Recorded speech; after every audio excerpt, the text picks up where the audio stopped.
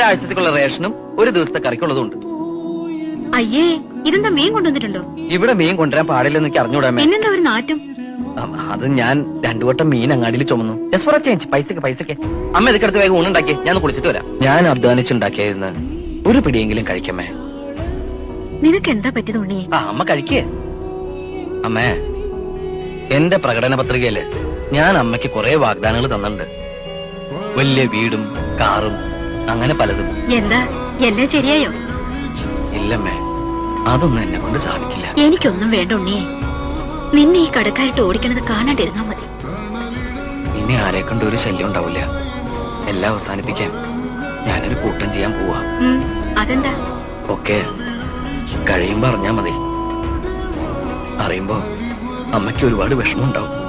അച്ഛന്റെ ദേഷ്യമൊക്കെ മാറുമ്പോ അച്ഛനോട് അമ്മ പറയണം, ഈ ഉണ്ണി പാവായിരുന്നു.